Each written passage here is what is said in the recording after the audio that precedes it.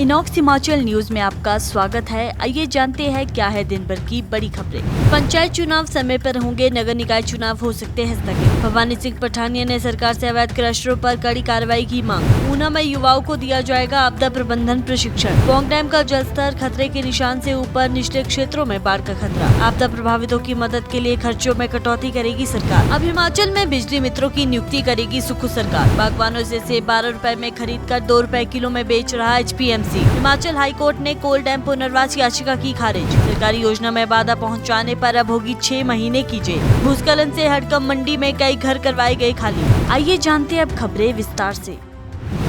हिमाचल प्रदेश सरकार ने इस साल के अंत में प्रस्तावित पंचायत चुनावों को लेकर अपनी स्थिति स्पष्ट करते हुए कहा कि ये चुनाव समय पर आयोजित किए जाएंगे और किसी भी प्रकार की देरी नहीं की जाएगी।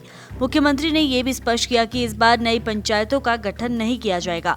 इसी बीच विधानसभा ने नगर निगम और नगर पालिका संशोधन विधेयक पारित किया है, जिसके तहत शहरी निकायों के चुनाव को 2 वर्ष तक टाला जा सकता है। फतेहपुर विधानसभा क्षेत्र के विधायक और राज्य योजना बोर्ड के उपाध्यक्ष भवानी सिंह पठानिया ने शहनहर बैराज के पास चल रहे अवैध क्रशरों को पर्यावरण के लिए गंभीर खतरा बताया है। उनका कहना है कि ये क्रशर बैराज की मजबूती को कमजोर कर रहे हैं और मंड क्षेत्र में फैली तबाही के पीछे भी एक बड़ी वजह है। उन्होंने सरकार से अपील की कि संबंधित विभाग तुरंत कड़ी कार्रवाई करके इन अवैध क्रशरों और खनन को बंद कराए, ताकि मंड क्षेत्र और आसपास के गाँव की सुरक्षा सुनिश्चित की जा सके। बरसात के मौसम में पहाड़ों पर हर साल जो दर्दनाक हादसे होते हैं, जैसे टूटी सड़कें, बहते घर और उजड़े परिवार, उनसे सबक लेते हुए जिला ऊना प्रशासन ने युवाओं को आपदा प्रबंधन का प्रशिक्षण देने की सराहनीय पहल शुरू की है। सितंबर से पौंग बांध स्थित अटल बिहारी वाजपेयी क्षेत्रीय जल क्रीड़ा केंद्र में लगभग 275 छात्र छात्राएं डिजास्टर मैनेजमेंट का प्रशिक्षण लेंगे। इस प्रशिक्षण में उन्हें बताया जाएगा कि आपदा आने पर कैसे राहत कार्य किया जाए, जरूरतमंदों को सुरक्षित जगह पर कैसे पहुंचाया जाए और खुद को सुरक्षित रखते हुए मददगार हाथ कैसे बढ़ाया जाए। 2 सितंबर की सुबह पौंग डैम का जलस्तर 1391.28 फीट से थोड़ा गिरकर 1390.89 फीट पर आ गया है, लेकिन पानी की आमद बढ़कर 1,17,553 क्यूसिक तक पहुंच गई है। BBMB प्रबंधन ने कुल 79,891 क्यूसिक पानी छोड़ा, जिसमें 17,079 क्यूसिक टरबाइनों से और 62,812 क्यूसिक स्लीपवे से निकाला गया। पौंग बांध का जलस्तर लगातार खतरे के निशान से ऊपर बना हुआ है, जिसे बीते 28 दिनों से जल निकासी की जा रही है। इस वजह से फतेहपुर और इंदौरा उपमंडल क्षेत्रों के कई गांव प्रभावित हुए हैं। मुख्यमंत्री सुखविंदर सिंह सुक्खू ने विधानसभा में बताया कि सरकार अपने खर्चों में कटौती करके आपदा प्रभावित परिवारों की सहायता करेगी। उन्होंने कहा कि आपदा प्रबंधन अधिनियम प्रदेश में लागू कर दिया गया है और आने वाले समय में प्रभावितों के लिए कई जरूरी कदम उठाए जाएंगे। संसाधन जुटाने के लिए खर्चों में कटौती भी की जाएगी, जिसकी व्यवस्था जल्द ही देखने को मिलेगी। मुख्यमंत्री ने ये भी कहा कि सरकार बेघर और भूमिहीन परिवारों को आवास निर्माण के लिए 1 बीघा जमीन देने के लिए तैयार है। इस संबंध में केंद्र सरकार से अनुमति ली जाएगी, जिसमें FRA और FCA की मंजूरी शामिल है। हिमाचल सरकार अब राज्य में बिजली आपूर्ति सुचारू रखने के लिए तत्कालिक व्यवस्था के तौर पर बिजली मित्रों की भर्ती करेगी। विधानसभा में सीएम सुखविंदर सिंह सुक्खू ने कहा कि चयन आयोग के माध्यम से कर्मचारियों की नियुक्तियों में बहुत वक्त लग जाता है, इसलिए बिजली मित्रों की तैनाती से फील्ड स्टाफ की कमी पूरी की जाएगी। ये घोषणा भाजपा विधायक रणधीर शर्मा द्वारा क्षेत्र में बिजली और पेयजल समस्याएं उठाने के बाद की गई।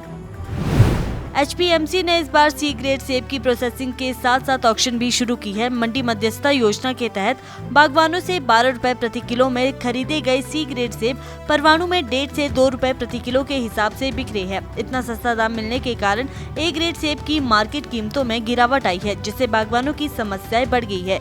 इससे बचाव के लिए सरकार ने अधिक से अधिक सेब को प्रोसेस करके उत्पाद बनाने के निर्देश दिए हैं और इस साल हिमफेड से हटाकर सिर्फ HPMC को ही MIS के तहत सेब खरीदने का आदेश दिया गया है।